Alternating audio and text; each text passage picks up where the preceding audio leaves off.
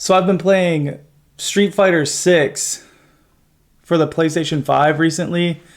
I played it a lot a year ago when it came out, but I've been firing it up each night and just kind of playing a single player arcade style battle, and I want to talk about it. If you're new to the channel, hit that subscribe button, hit the like button, leave a comment, please, and thank you.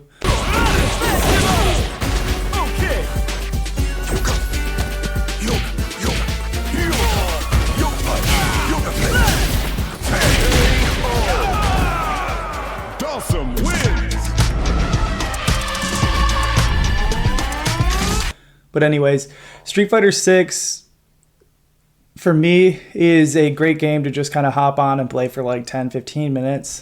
I just play the single player really. I went through when it released last year and played the World Tour mode.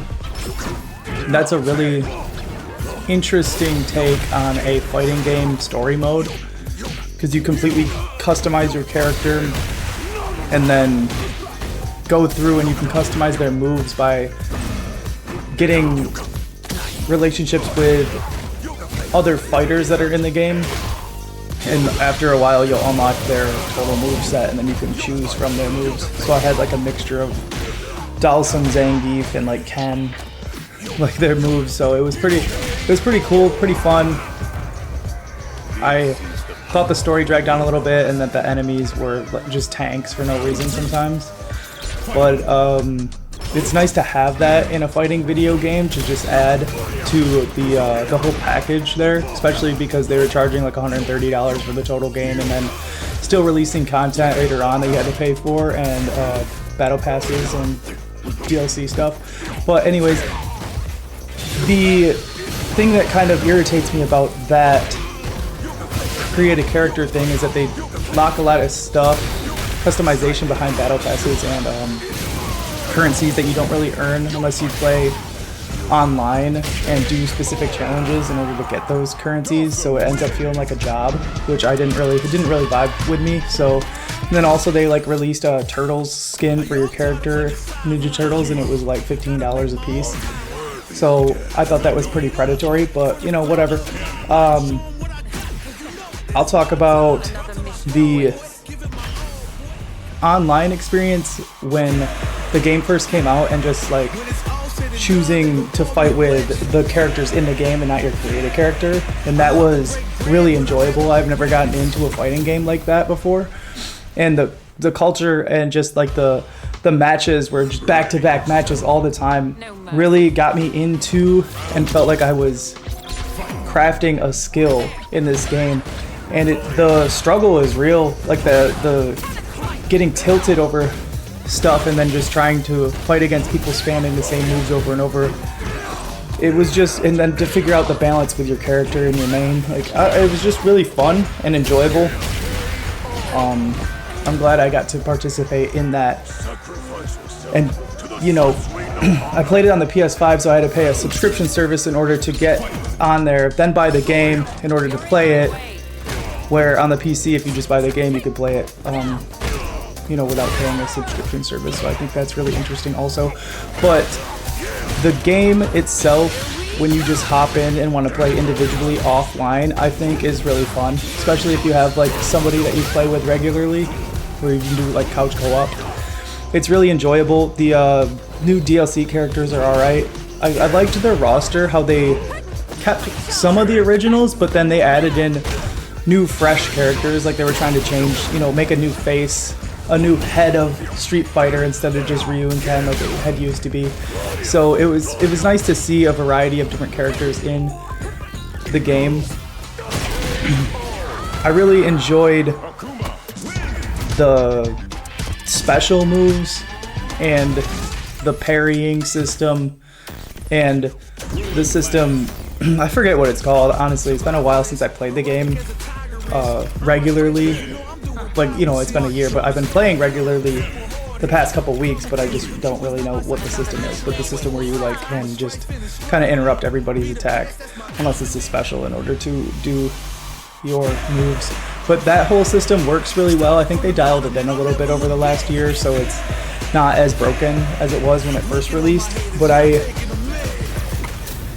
feel like the control scheme, because I use the original controls, like the classic controls, but it's nice to have the modern control option for people who aren't really familiar with that game, and they can hop in and be able to do specials against somebody who has been practicing and has gotten really good with all those moves through the legacy like skill.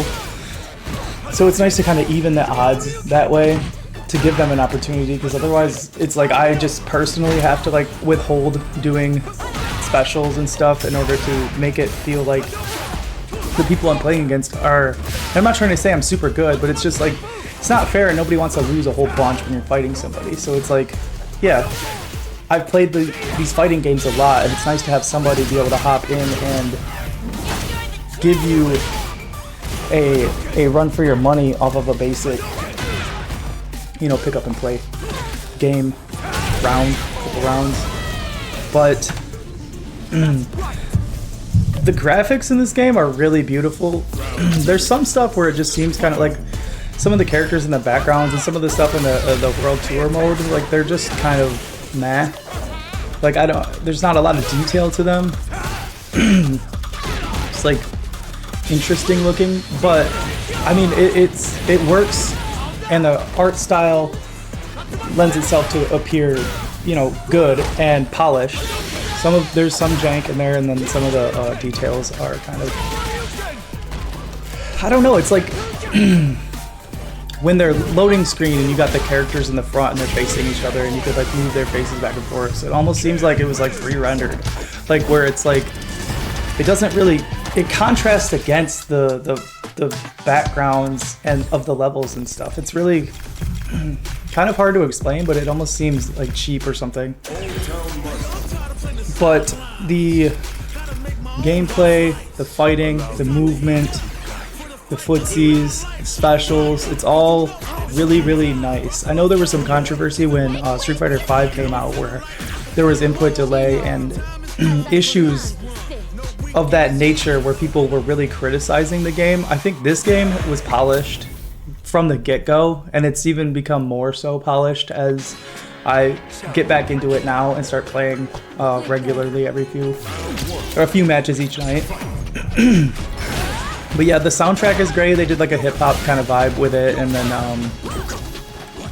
I noticed that each stage, it stands out and it's nice music. It's enjoyable to listen to. It doesn't get repetitive and it doesn't get annoying. So it's nice to have that vibe and that ambiance set up with the stages and the audio, and then mixing it with each person's.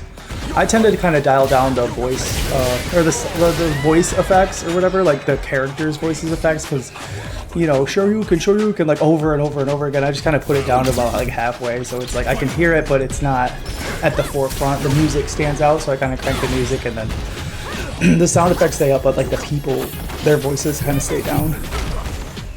But yeah, the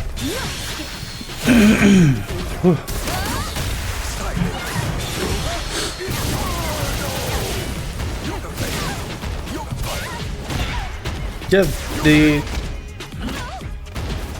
battle passes is kind of what I wanted to focus on, because I was having this like point where I was researching a little bit of stuff about like modern video games and the tendencies for games to have battle passes when they don't really need them. And it was interesting because I was kind of looking into like Fortnite and how it was a free-to-play game that implemented a battle pass in order to supplement the income to get people to play.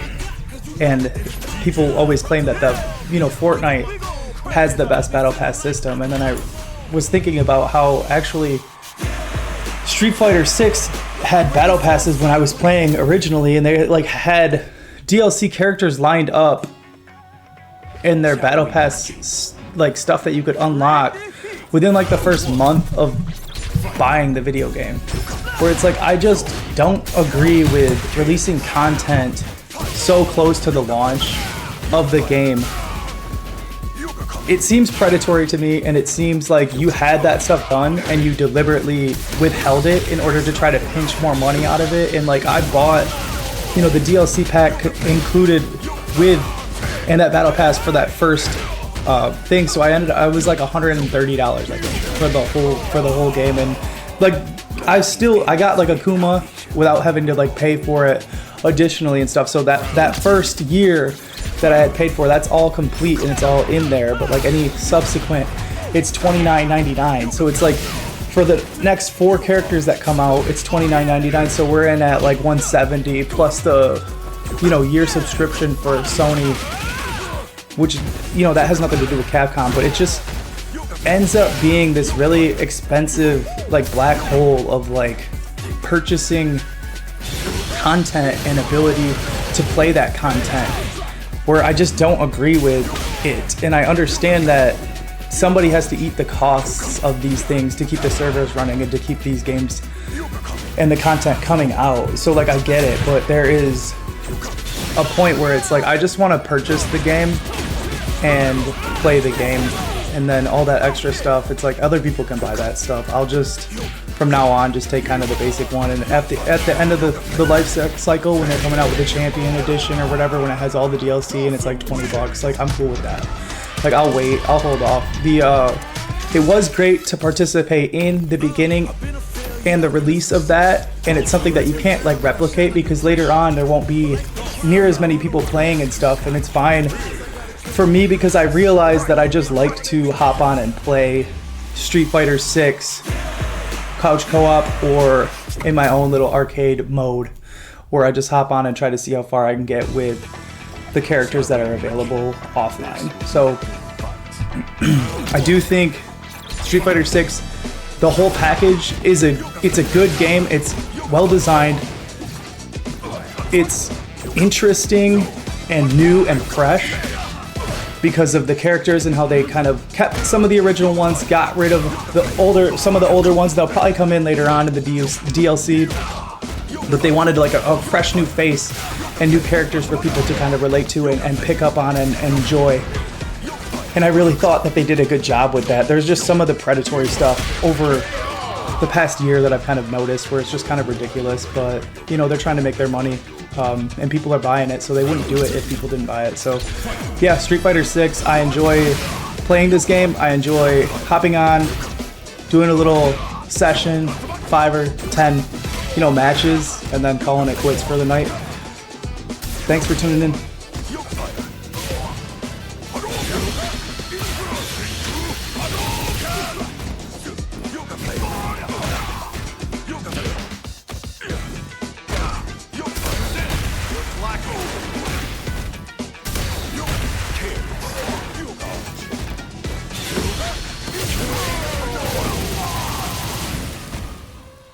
Dawson wins.